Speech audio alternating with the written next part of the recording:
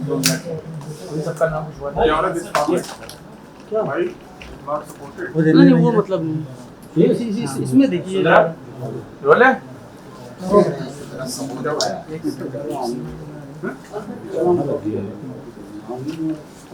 Ready ma'am एक है लोग अपना इंट्रोडक्शन दे दीजिए कौन कौन लोग इस टाइम यहाँ पे हैं सब लोग। मैं समाज सेवी आइमा खातून पटना से चल के आई हूँ ज्योति के सपोर्ट में। और बाकी आप लोग क्या नाम है आपका सर आप क्या नाम है थोड़ी जनतंत्र वाली थोड़ा आगे कर दीजिए। राम बाबू अपने ही कुछ हो पाएगा। रोना है हाँ रोला चलिए रुक जाइए लाइव फ्रेम वो करना है। तो करो ना इतनी देर से होता है क्यों शुरू करिए मैम शुरू करिए। तेज बोलिएगा नमस्ते मैं हूँ ज्योति तो तेज बोलिए तेज नमस्ते मैं हूँ ज्योति सिंह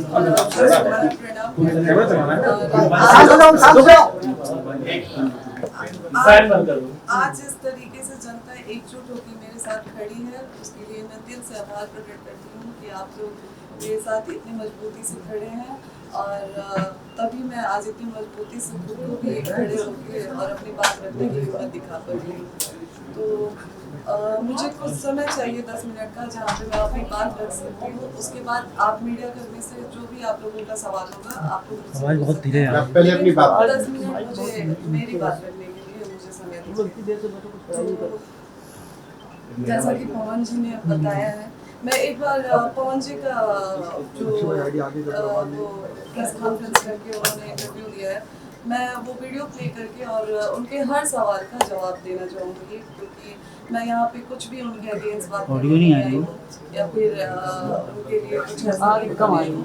बस वो उन्होंने जो बात बोला है उसका जवाब देना चाहती हूँ मैं। तो एक वीडियो सबके पास है एक्चुअली आप बताइए कोई दिक्कत बताएं नहीं आप भाई वीडियो है सबके आप पास। अपना पक्ष रखें जैसा कि थोड़ा सा तेज बोल दीजिए क्योंकि अब माइक और नीचे आ भाई नहीं थोड़ा सा लाउड बोलिए तो माइक में आवाज आ जाएगी। भाई भाषण को छुपाए जरूर छुपाए है आवाज ही नहीं आएगी ठीक है शाम मुझे बोलने दीजिए चुप रहो एक मिनट हाँ तो जैसे कि आप लोगों को पता है कि 5 तारीख को मैं पवन जी से मिलने उनके आवास पे पहुंची थी।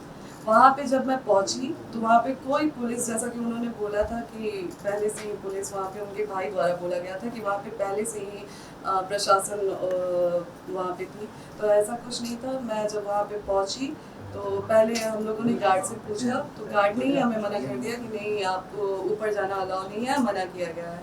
फिर जब हमने उनसे पूछा उतनी देर में प्रशासन आती है प्रशासन द्वारा बोला जाता है कि आप थाने चलिए थाने बैठ के बात होगी। मैंने बोला कि नहीं मैं थाना नहीं जाऊंगी उसका वीडियो है मेरे पास पहले मैं आप लोगों को वीडियो दिखाती हूँ। जब सुबह मैं जब पहुंची हूँ वहाँ पे जब प्रशासन आई थी थर्ड नंबर वाला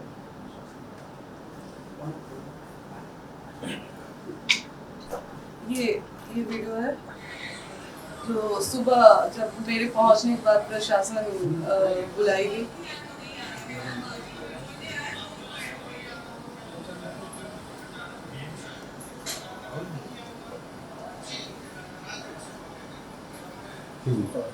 तो वहाँ भी प्रशासन बुला के मेरे साथ बदतमीजी किया गया वहाँ पे भी और पवन जी बोल रहे हैं कि जब मैं रूम में चली गई उसके बाद प्रशासन बुलाई गई और ऋतिक जी कह रहे हैं कि हम लोगों ने पहले से प्रशासन सुबह से ही वहाँ पे प्रेजेंट थी। तो पहले तो आप इन दोनों लोगों के बात में ही फर्क समझ जाइए आप लोग कि दोनों भाई लोग अलग अलग बात कर रहे हैं। और दूसरी बात कि चुनाव को लेके कि इतना आप गिर गए तो चुनाव को लेके मैं गिरी मैंने उसके बाद भी एक वो डाला कि पोस्ट डाला कि अगर आप मुझे पत्नी रूप में स्वीकार करते हैं तो मैं आज भी चुनाव लड़ने के लिए मना कर रही हूँ और मैं चुनाव नहीं लड़ूंगी। मैं यहाँ तक भी बोल रही हूँ कि अगर आप मुझे बोलेंगे कि आप अपने परिवार से रिश्ता खत्म कर दीजिए आपके साथ अगर आप मेरे साथ ये भी कंडीशन रखते हैं कि आप अपने परिवार से नहीं मिलेंगी आप अपने मायके नहीं जाएंगी तो मैं वो भी करने के लिए तैयार हूँ। चुनाव नहीं लड़ेंगी मैं वो भी करने के लिए तैयार हूँ लेकिन शर्ते कि आप मुझे पत्नी के रूप में स्वीकार करिए तब। और चुनाव की बात तो आप लोग ही बताएं कि 15 साल से पार्टी में स्टार प्रचारक के रूप में पवन जी ने काम किया है। 15 साल में उन्होंने अपने लिए टिकट नहीं, वो खुद के लिए टिकट नहीं ले पाए, तो मैं किस मुंह से जाऊंगी उनसे ये कहने कि आप हमें टिकट दिलाइए भाजपा से। मेरा ये सवाल है कि किस मुंह से आके मैं जाऊंगी, पहले वो अपने लिए तो टिकट ले लें, फिर तो वो हमें दिलाएंगे। जो 15 साल में कार्यकर्ता के रूप में काम किए पार्टी में, फिर भी उनको पार्टी के द्वारा टिकट नहीं मिला, तो वो हमें टिकट क्या दिलाएंगे। और बच्चे की बात रही कि बच्चे के लिए वो तरस रहे हैं, तो जो इंसान बच्चे के लिए तरसता है वो दवा नहीं खिलाता है अपनी पत्नी को। मुझे हर बार दवा खिलाया गया, और बहुत सारी चीज़ें मैंने आज भी मीडिया में नहीं रखी थी, लेकिन आज पवन जी ने मुझे मजबूर कर दिया है। मैं पवन जी को बदनाम नहीं कर रही हूँ, मैं बस अपना पक्ष रख रही हूँ। खुद के बारे में जो चीज़ें हैं वो मैं आज मीडिया में रख रही हूँ। पवन जी द्वारा मुझे जब दवा खिलाया जाता था, उस चीज़ के विरोध में जब मैं बोलती थी, तो मुझे इतना टॉर्चर किया गया कि मैंने स्लीपिंग पिल्स खा लिया था, नींद की गोली, उस समय उनके भैया रानू भैया जी थे, और उनके टीम मेंबर में से दीपक भैया थे, बिक्की जी थे। रात के 2 बजे वो लोग मुझे उठा के हॉस्पिटल ले गए, और वहाँ पे मेरा इलाज हुआ। हॉस्पिटल का नाम आपको दिखाती हूँ। कौन सी दवा देते थे ज्योति जी, बता सकती है क्या? जी वो जो गर्भपात का दवा खिलाता था।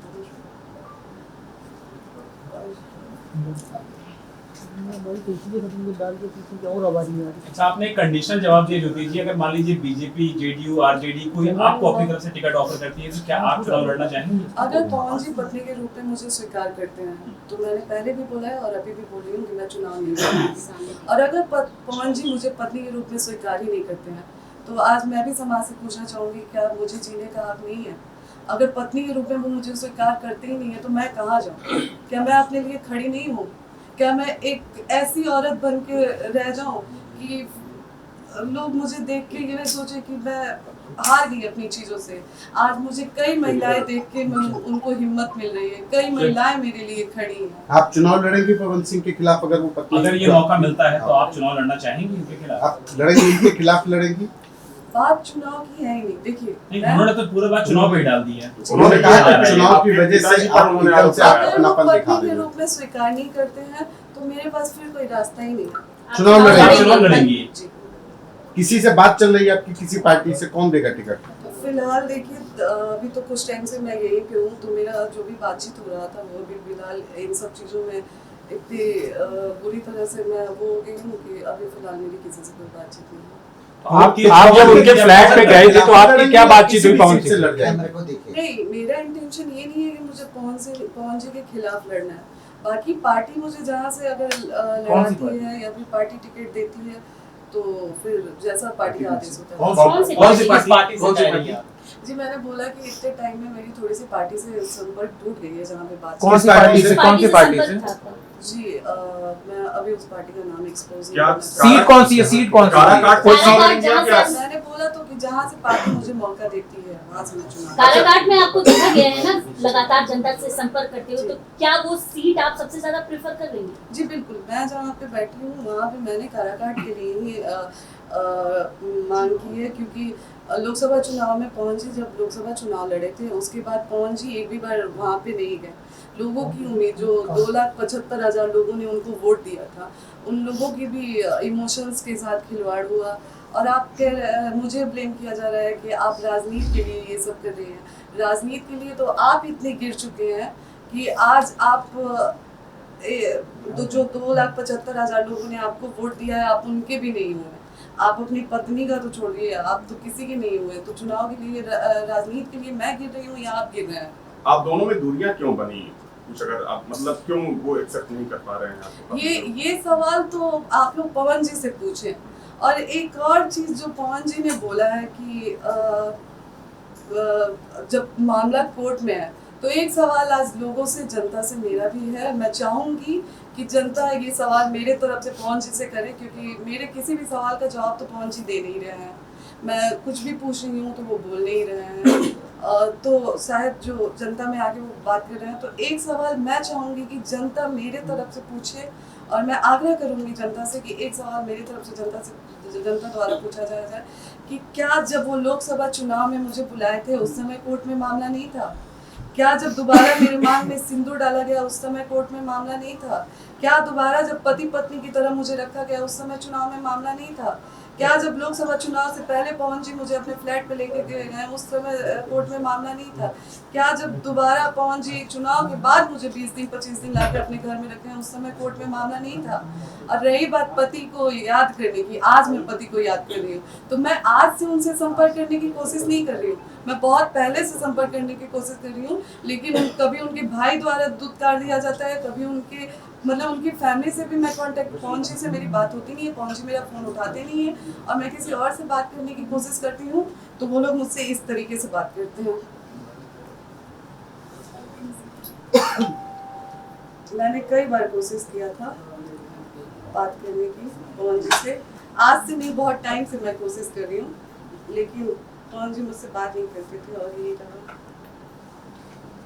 मतलब आप लगातार उनसे संपर्क करना चाह रही हैं? जी, ये गलत बात है कि मैं चुनाव के टाइम उनसे संपर्क करने की कोशिश कर रही थी, मैं बहुत टाइम से उनसे बात करने की। हाँ, जब लोकसभा चुनाव के पहले हमारी कोई बातचीत नहीं थी, उस समय मैं भी संतुष्ट हो गई थी कि पवन जी ने मुझ पे डाइवोर्स फाइल कर दिया है। और पहले तो मैं ये क्लियर कर दूँ लोगों से कि डाइवोर्स हमारे तरफ से नहीं फाइल हुआ है, डाइवोर्स पवन जी की तरफ से फाइल किया गया है। डाइवोर्स का केस पहले पवन जी ने डाला है, हमारे तरफ से नहीं हुआ। हमारे तरफ से शुरू से ही मैं लगी थी कि अपना रिश्ता बचा लूँ।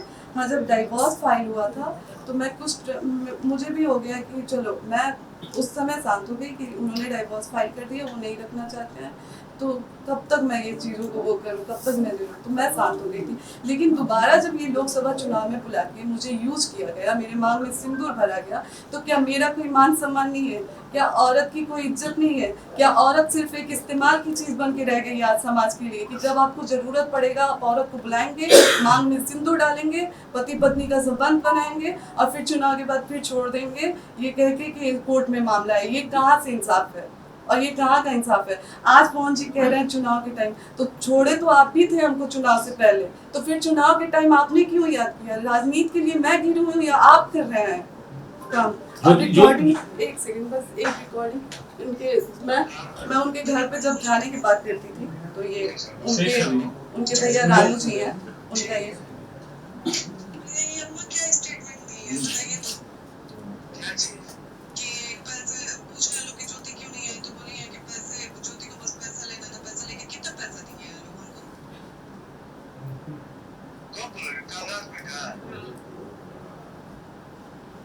कितना पैसा आप बताइए कि इलेक्शन में कितना पैसा हमको दिया गया था? गाड़ी की बात है तो गाड़ी हम मांगे थे, कहीं दिखा दे पवन सिंह की उनसे गाड़ी मांगे हैं। एक और चीज बताइए भैया, चलिए आप समझदार है ना, आप बताइए जब तक मैं पवन सिंह की वाइफ हूँ, क्या पूरा पवन सिंह का मेरा नहीं है? आज अगर घरों पे हम आगे रहना चाहते कोई हमको निकाल देगा? हाँ तो कोर्ट में भैया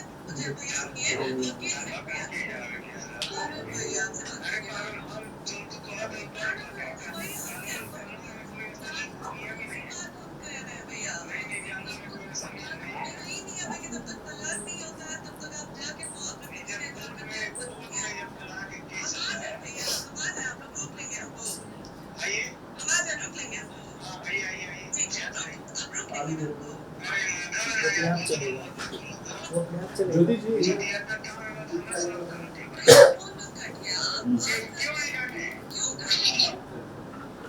ज्योति जी एक बात इसकी बात बताइए, आपकी और उनके भाई की जी, ये बातचीत किसके बीच है?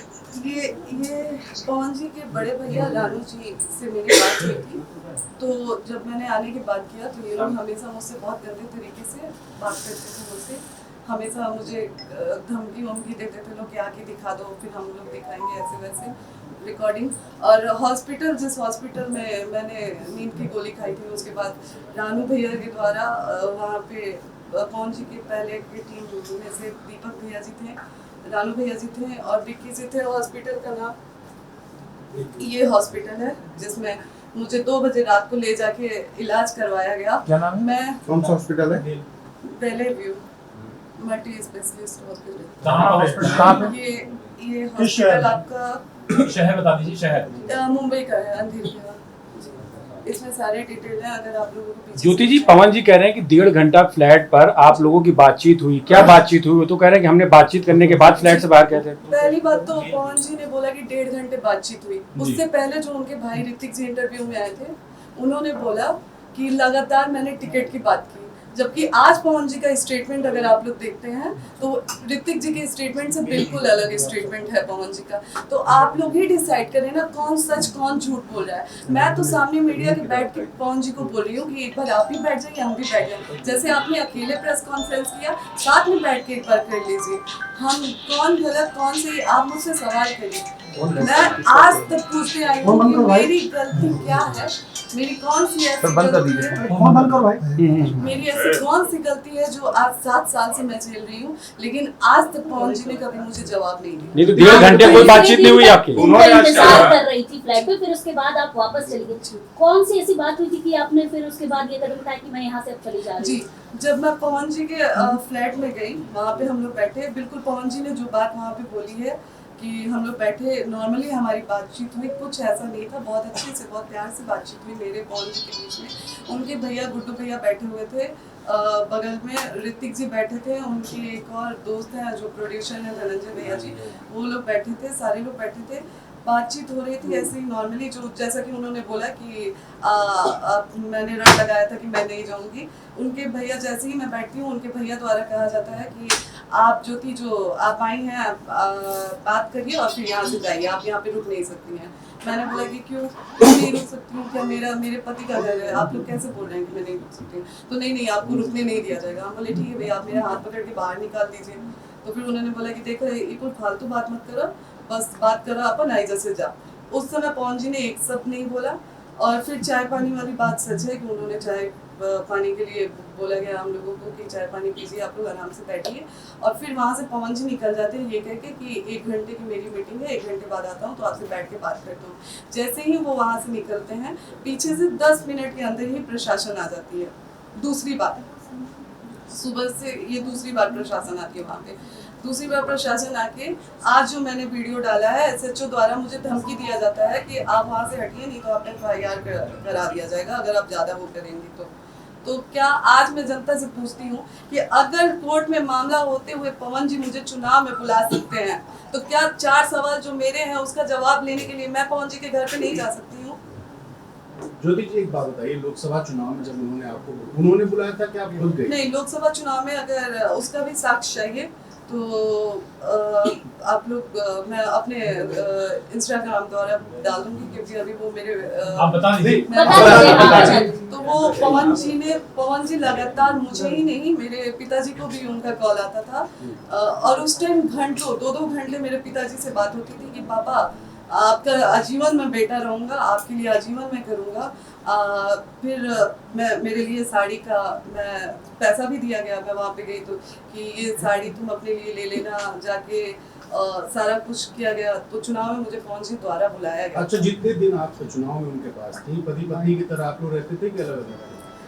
जी, शुरुआत में 4-5 दिन हम लोग पति पत्नी की तरह थे। फिर वहाँ पे ज़्यादा भीड़ होने लगी थी, उनके कमरे में लोग आने जाने लगे थे, तो एक दूसरा रूम खुलवाया गया था जिसमें मैं, वो और उनकी अम्मा और मेरी बहन रहते थे। अच्छा, इनिशियल वजह क्या रही आप लोग के बीच में जो फर्क आया या डिफरेंसेस आए, इनिशियल वजह क्या? सर वही जवाब आज मैं भी चाह रही हूँ, और वही जवाब के लिए मैं पवन जी से लगातार संपर्क करने की कोशिश कर रही हूँ कि एक वजह हमें भी बता दीजिए कि हमारी गलती कहाँ रही है। कितने समय आप लोग साथ में रहे और कब से कितने समय आप साथ में रहे, कितने समय से आप लोग अलग है?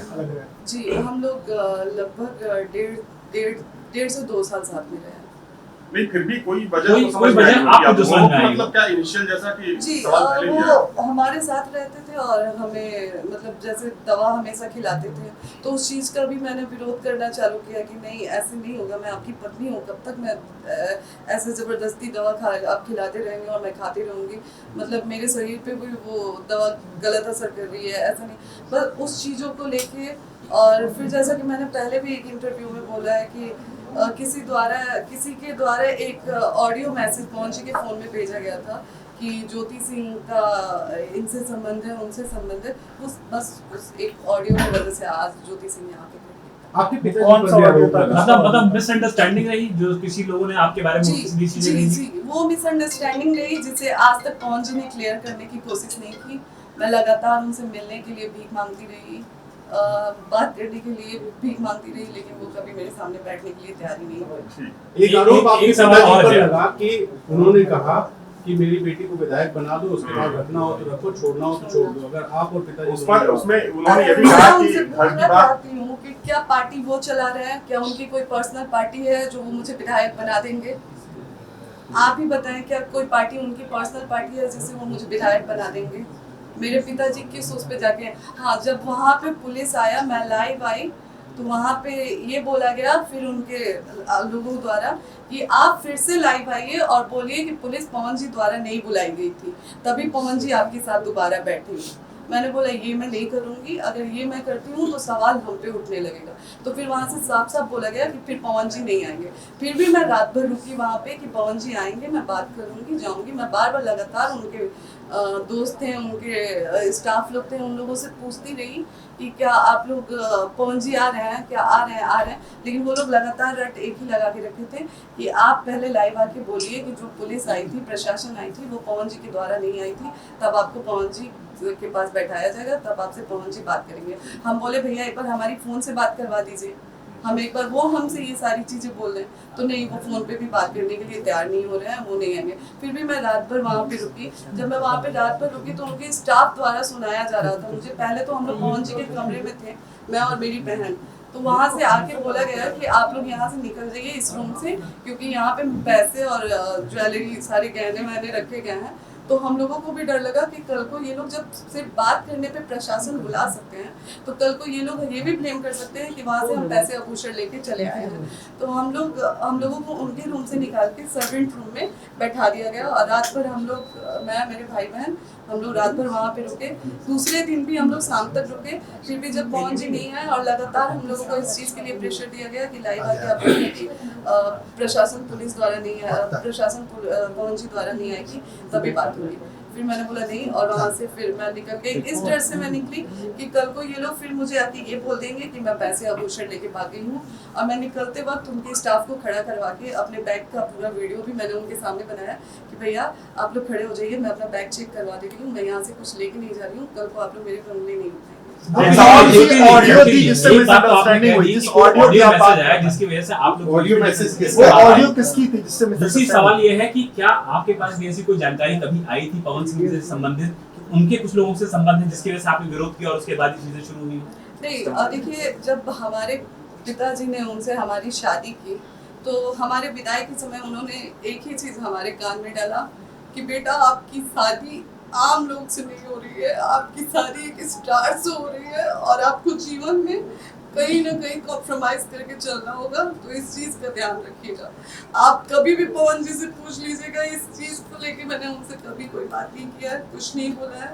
जो हालांकि बहुत सारी चीज़ें ऐसी हैं, जो बहुत सारी चीज़ें एक पत्नी होने के नाते कोई पत्नी नहीं बर्दाश्त करेगी। और मैंने बोला है ना, समय और अगर ज़रूरत पड़ेगी, एक बार पवन जी अगर लाइव आके बोल देते हैं कि आप मैं नहीं कर पाऊंगा कुछ भी, जो भी चीजें हो, नहीं रह पाऊंगा आपके साथ, आप मेरे लिए मेरे जो भी आपका साक्ष्य वो रख दीजिए, तो मैं रख दूंगी। उन्होंने कह दिया मतलब कभी आपने जो नाम आए तमाम रिश्तों को लेकर के, आपने कभी उनको लेकर के विरोध नहीं कभी किया? नहीं।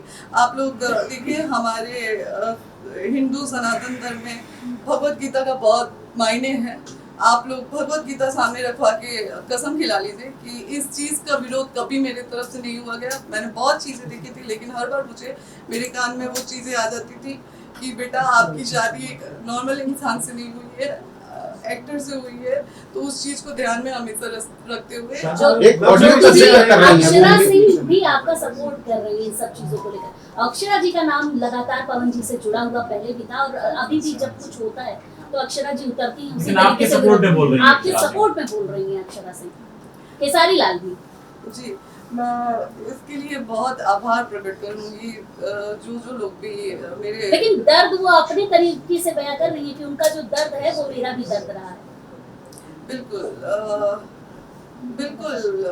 देखिए, चूंकि मैं जब वो पवन जी के साथ रही हैं तो मुझे शादी के बाद तो कुछ महीने बाद वो दोनों लोग अलग हो गए थे। शादी के कुछ टाइम बाद तक भी वो लोग साथ में रहते, लेकिन शादी के बाद कुछ टाइम बाद वो लोग अलग हो गए थे, तो उनका क्या रहा है क्या नहीं रहा है मुझे नहीं पता है। लेकिन हाँ, मैं इतना जरूर बोलूँगी कि एक महिला के साथ तो चीज़ें हुई नहीं है, यहाँ पे कई महिलाओं की बात आती है और कई महिलाओं ने सवाल उठाया है पवन जी पे, तो हो सकता है कि जो मैंने झेला उन्होंने भी झेला। शादी आपकी लव मैरिज थी आपकी अरेंज मैरिज? शादी मेरी अरेंज मैरिज थी। हमारी बुआ की शादी उन्हीं के गांव में हुई है। उन्हीं के शादी में उनके गुड्डू भैया आए थे और उन्होंने मुझे देखा था और उधर से रिश्ता आया था। फिर उनके चाचा जी ने मेरे पापा से कांटेक्ट किया और पापा की तरफ आके बोला गया कि पापा ने बल्कि बोला भी कि ऐसे ऐसी चीज़ है, कहीं मेरी बेटी को कुछ हो जाएगा तो वो बड़े ही उससे सीना चौड़ा करके बोले कि नहीं, हम उस घर के मुखिया हैं,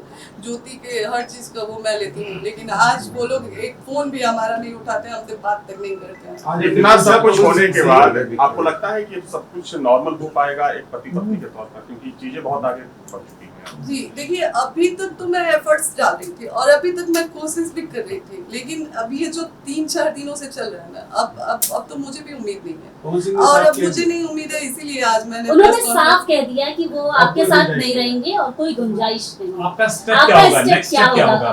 अगर आपको कोई ऐसा मौका मिलता है कि आप जा सकते हैं, तो क्या आप जाएंगी पवन सिंह के साथ या स्टेप आउट करेंगे? मैं बिल्कुल, मैंने शुरू से अपने तरफ से अपना रिश्ता बचाने की कोशिश किया है। मैंने अपने पापा की इज्जत रखने की, मैं उस परिवार की भी इज्जत रखने की कोशिश की हूँ, लेकिन अब जब वो नहीं रहना चाहते हैं तो फिर मैं जबरदस्ती कब तक कर सकती हूँ? ज्योति जी, यही हम लोग का सवाल है कि नेक्स्ट स्टेप अब आपका क्या होगा? देखिए, अभी फिलहाल मुझे खुद भी कुछ नहीं समझ में आ रहा है, क्योंकि मैं उनसे बस यहाँ पे बात करने आई थी, एक नॉर्मल सी बात, 4 सवाल का जवाब। वो 4 सवाल ये कि अगर कोर्ट में ही मामला था, चुनाव में मुझे क्यों यूज किया गया? चुनाव की बात, बस ये 4 सवाल मैं करने आई थी, लेकिन उसका वो जवाब नहीं दिया। उनका कहना है कि मेंटेनेंस का तो आपकी तरफ से भी केस डाला गया है, बलिया में आपका केस वो चल रहा है। कोर्ट प्रोसेस है। अगर आप सामने से मेरे तरफ केस करते हैं तो उसके जवाब में मुझे भी मतलब वो करना पड़ता है, तो वो कोर्ट प्रोसेस है। जैसे जैसे प्रोसेस है मैंने फॉलो किया। आपने जो समझा आपकी तरफ से कुछ ज्यादा मांगी गई है जिसकी वजह से आप डाइवोर्स के लिए पैसे ज्यादा मांगे जा रहे हैं। मैं आप लोगों को बता दूं कि आज 7 साल से डाइवोर्स का 6 साल से डाइवोर्स का केस 5 साल से चल रहा है। उस 5 साल में आज तक एलिमनी मेंटेनेंस के नाम पे भी मुझे 1 रुपया अभी तक नहीं मिला है। ना ही पवन जी के द्वारा उन 6 साल में मुझे कभी कुछ दिया गया है। हाँ, चुनाव के टाइम जैसा कि मैंने बोला कि साड़ी वाड़ी खरीदने के लिए उन्होंने कुछ पैसे मुझे दिए थे, वो 5 करोड़ या 50 लाख नहीं थे, साड़ी वाड़ी के लिए दिया गया था। अब शायद उस पैसे की अगर जिक्र होती है कि चुनाव में मैं पैसे लेके गई थी, तो एक बार पवन जी से ही आप लोग पूछ लीजिए। मतलब कोई पैसा नहीं अभी तक मिला? जी नहीं, मुझे अच्छा, एक सवाल ये है कि अभी ऐसी कुछ बातें चल रही हैं बिहार इलेक्शन में कि आरजेडी चाहती है कि आपको डेहरी आंसोन की सीट, कुछ ऐसी कुछ बातचीत हुई है क्या आरजेडी से? डेहरी आंसोन पर्टिकुलर सीट को लेकर जिक्र हो रहा है। जी देखिए, मैं साल भर से क्षेत्र में मेहनत कर रही थी और जैसा कि सबको पता है कि मैं पार्टी के संपर्क में थी, तो बातचीत हमारी हुई थी। हाँ बिल्कुल, मैं पूरी कोशिश कर रही थी। तेजस्वी से बात हो रही थी आपकी? नहीं जी, मेरी उनसे डायरेक्ट बातचीत नहीं हुई थी, लेकिन पार्टी के लोगों से हमारी आरजेडी से बात हुई थी जी। आप जिस ऑडियो का जिक्र कर रही हैं जिससे चीजें खराब हुई, वो ऑडियो क्या थी जिसके बाद ये दिक्कत हुई? आप जिस ऑडियो का जिक्र, किसकी ऑडियो थी? मेल थी, फीमेल थी, क्या? वो उसमें उस ऑडियो में एक मेल की आवाज थी। वो कौन थे मैं ये नहीं जानती हूँ, लेकिन हाँ ये साफ था कि किसी द्वारा वो करवाया गया है। अब किसके द्वारा ये करवाया गया था मुझे नहीं पता है, ये पवन जी बेहतर जानते हैं। उस ऑडियो में ऐसे मतलब था कि ज्योति सिंह के कई सारे लड़कों के साथ अफेयर है, ये है वो है जी, इसी वजह से आज ये सब। अच्छा, इस दौरान जब 2018 में शादी हुई, 1 महीने के बाद भी दिक्कतें होनी, जैसा कि इंटरव्यूज में आपके फादर ने कहा है कि दिक्कतें शुरू हो गई थी, तो क्या आपके साथ कभी मारपीट भी हुई? जी नहीं, मारपीट नहीं हुआ था, लेकिन टॉर्चर बहुत किया जाता था। जैसे कभी मैं बहुत सारी चीज़ों से परेशान होकर बालकनी में जाके खड़े होंगी तो वहाँ पे बोला जाता था कि कूद के मर जाओ, अगर इतनी ही परेशान हो हर चीज़ से तो मर क्यों नहीं जाती हो। थोड़े देर का दर्द होगा, फिर सोचो हर चीज़ से तुमको आराम मिलेगा। तो इन सब चीज़ों को इतना मेरे दिमाग में बैठा दिया गया था कि एक टाइम मैंने 25 गोली नींद की गोली खा ली थी 2 बजे रात को, जो कि अभी मैंने बताया, तो उनके भैया और दीपक भैया जी और बिक्की जी के द्वारा मुझे ले जाया गया। ये कौन बोलता है? पवन सिंह कहते थे आपसे कूदने की बात की, कूद के मर क्यों नहीं जाती है, पवन सिंह कहते थे। उनकी माँ से कैसे रिश्ते आपके थे, क्योंकि उनकी माँ सबसे ज्यादा अपने बेटे को मानती है और बेटा भी उसी तरीके से अपनी माँ को मानता है। जी, पहले भी हमने इंटरव्यू में बोला था कि जब तक हम वहाँ पे थे उनकी माँ से मेरा बहुत अच्छा था। अम्मा बहुत ख्याल रखती थी मेरा, बहुत प्यार से रखती थी मुझे। तो उनके लिए आज भी मेरे मन में कोई शिकायत नहीं है, क्योंकि वो एक बेटी की तरह मुझे प्यार दी है। सब बात होती है आपकी उनसे? नहीं, अभी के टाइम में उनके फोन में मेरा नंबर। क्या कभी उन्होंने आपसे बातचीत में कहा हो कि ये सारी जो चीजें चल रही है ये ना हो, तुम वापस आ जाओ?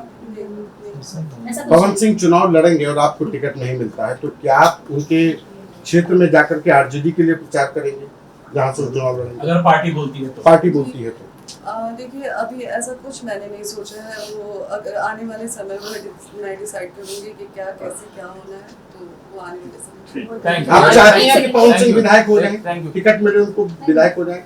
जी बिल्कुल, मैं तो आए दिन उनको फेवर करती थी। आए दिन मेरे वीडियो में मैंने बोला है कि अभी चाहती हैं कि वो विधायक हो जाए, माननीय हो जाए। मान लीजिए आपको इच्छा क्या है? नहीं करते हैं तो भी आप चाहेंगे कि वो विधायक बन जाए?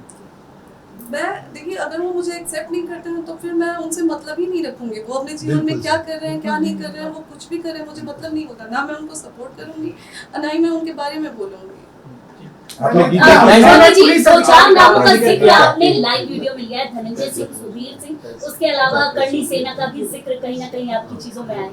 ये लोग आपके साथ किस तरीके से सपोर्ट में, क्या इनसे बातचीत हुई है? क्योंकि धनंजय सिंह और पवन जी का रिश्ता माना जाता है कि बहुत अच्छा है। देखिए, अभी तक तो कोई बातचीत नहीं हुई है मेरी।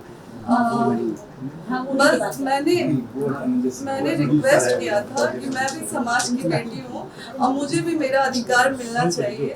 मैं बस आज एक समाज से ये पूछना चाहती हूँ कि क्या आज महिला सिर्फ यूज होने के लिए रह गई है? क्या सिर्फ महिलाओं को लाइए, इस्तेमाल करिए और फिर छोड़ दिया जाए? क्या महिलाओं की भावनाओं की कोई कदर नहीं है? मुझे बस पानी दे दो।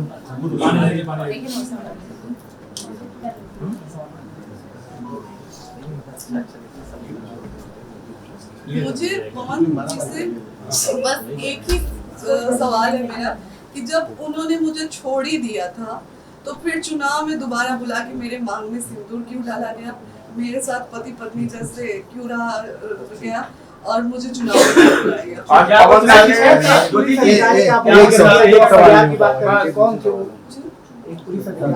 जी, उनका नाम उपेंद्र सिंह उनका नाम उपेंद्र सिंह था, जो मुझे धमकी दे रहे थे। वो मुझे धमकी दे रहे थे। आज मैंने इंस्टाग्राम पे वो वीडियो भी डाला। उनके द्वारा मुझे धमकी दिया जा रहा था कि अगर आप नहीं आती हैं तो आप पे FIR कर दिया जाएगा। ये भी नहीं बोला गया था कि अगर आप नहीं आती हैं, शायद उसमें बोला जा रहा है कि आप ज्यादा तमाशा मत करिए, नहीं तो FIR कर दिया जाएगा। तो मैं पूछती हूँ कि पवन जी कोर्ट में मामला होते हुए पवन जी अगर मुझे अपने चुनाव प्रचार के लिए बुला सकते हैं तो क्या 4 सवाल के जवाब पाने के लिए मैं अपने पति के घर नहीं जा सकती हूँ? अच्छा, पवन जी को वायु श्रेणी की सुरक्षा मिल गई है। पवन जी को वायु श्रेणी की सुरक्षा मिल गई है। आपको क्या लगता है कि जो जिस पार्टी से अभी वो जुड़े हैं उनको किसी तरह का खतरा हुआ है, या आप अपने लिए क्या इस तरह की सुरक्षा की बात करेंगे? सवाल जोड़ देता हूँ, प्रधानमंत्री नरेंद्र मोदी से, अमित शाह से, JP नड्डा से आपको अपील करना चाहेंगे? जी बिल्कुल, मैं एक सवाल भी करना चाहूंगी और मैं एक रिक्वेस्ट भी करना चाहूंगी कि बस मुझे इतना बताया जाए किससे रिक्वेस्ट करना चाहते हैं? जी, हमारे आदरणीय श्री नरेंद्र मोदी जी से, हमारे आदरणीय मुख्यमंत्री जी आदित्यनाथ योगी जी से, हमारे आदरणीय अमित शाह जी से, कि क्या एक पत्नी मिलने जाती है पति से? क्या आप लोगों को लगता है कि एक महिला, मुझ जैसी महिला जो आज मैं कहीं की नहीं रह गई हूँ, क्या आप लोगों को लगता है कि मैं पवन जी को इतना हार्म कर सकती हूँ कि उनको ये सिक्योरिटी दी गई? तो आज जो खुलेआम उनके ही यूपी में ही हमें SHO द्वारा जो धमकी दी गई FIR की और ऐसे हमारे साथ बिहेव किया गया, क्या हमारी सुरक्षा का क्या है? जो पवन जी के फैन द्वारा आए दिन मुझे धमकी मिलता रहता है, तो फिर हमारी सुरक्षा का क्या है? क्या एक पत्नी से उन्हें इतना खतरा हो गया कि उनको सुरक्षा दी गई, तो आज एक औरत होके जो मैं लड़ रही हूँ अपनी लड़ाई, तो हमारी सुरक्षा का क्या है? यूपी की बेटी हूँ मैं, क्या यही बेटी का मान सम्मान है? Thank you. ठीक है, थैंक यू। ठीक है